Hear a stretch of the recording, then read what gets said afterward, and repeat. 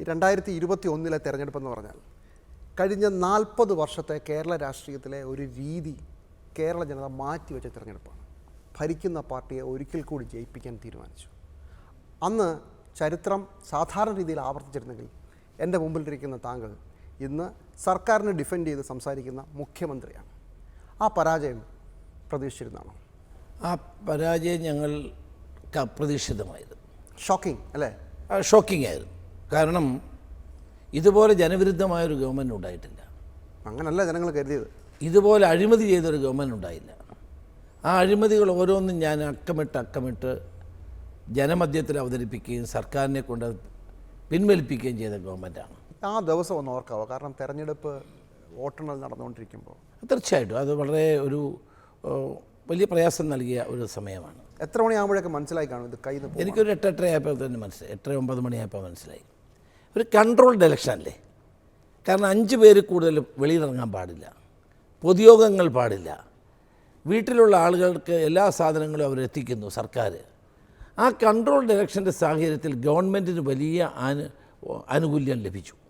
ഞങ്ങൾക്ക് നിർനിമേഷരായി നോക്കി നിൽക്കാനല്ല ഞങ്ങൾക്ക് കഴിയുമോ? ഞങ്ങൾക്ക് എന്ത് ചെയ്യാൻ പറ്റും? ഇത്രയും വലിയ പരാജയം പക്ഷേ അത്രയും നമ്മൾ ആക്ച്വലി സംഭവിച്ചത് 2 അതോടൊപ്പം ഇതൊരു കാര്യം. രണ്ടാമത്തെ ഒരു കാര്യം, ഒരു കോൺഗ്രസ് മുക്ത ഭാരതം ഉണ്ടാകണമെന്ന് നരേന്ദ്രമോദിയും അമിത്ഷായും ആഗ്രഹിക്കുന്നു. 69 സീറ്റുകളിൽ, ഞാൻ കണക്ക് വെച്ച് പറഞ്ഞു, 69 സീറ്റുകളിൽ BJPയുടെ വോട്ട് പോയത് CPM-നാണ്. UDF-ന് കിട്ടിയത് 40% വോട്ട്, LDF-ന് കിട്ടിയത് 44% വോട്ട്. അതിന് മുമ്പ് നടന്ന പാർലമെൻറ്റ് തിരഞ്ഞെടുപ്പിൽ BJPക്ക് കിട്ടിയത് 14% വോട്ട്. ആ 14 10 കുറഞ്ഞു. ഈ 4% അങ്ങോട്ട് പോയി. വളരെ ക്ലിയർ കണക്കാണ്. പക്ഷേ പാർലമെൻറ്റ് തിരഞ്ഞെടുപ്പിൽ സാധാരണഗതിയിൽ BJPക്ക് കിട്ടിക്കൊണ്ടിരിക്കുന്ന വോട്ടുകൾ അടുത്ത തിരഞ്ഞെടുപ്പ് ആകുമ്പോൾ നിയമസഭയിലും തദ്ദേശത്തിലും അങ്ങനെ കിട്ടാറില്ല. എല്ലാവരും അറിഞ്ഞ് ചെയ്യുന്നതല്ലല്ലോ. RSSൻ്റെ നേതൃത്വത്തിൽ നടന്ന അതിവിദഗ്ധമായൊരു ഓപ്പറേഷനായിരുന്നു. ഞങ്ങൾക്ക് 69 തന്നെയുമല്ല, കെ മുരളീധരൻ നേമത്ത് മത്സരിച്ചതോടുകൂടി തോൽവി ഉറപ്പായി. ആ സീറ്റും പോകുന്നവർക്ക് ഉറപ്പായി. അപ്പോൾ അവർക്ക് അതിനകത്തൊരു പ്രതികാര വാഞ്ചയോടെയാണ് അവർ പ്രവർത്തിച്ചത്.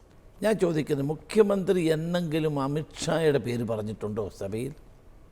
നരേന്ദ്രമോദിയുടെ പേര് പറഞ്ഞിട്ടുണ്ടോ? അതിനേക്കാൾ കൂടുതൽ രാഹുൽ ഗാന്ധിയുടെ പേര് പുള്ളി പറഞ്ഞ് വിമർശിച്ചിട്ടുണ്ട്. അതുകൊണ്ടാണ് പൊളിറ്റിക്കൽ കൺവീനിയൻസ് ആണ്.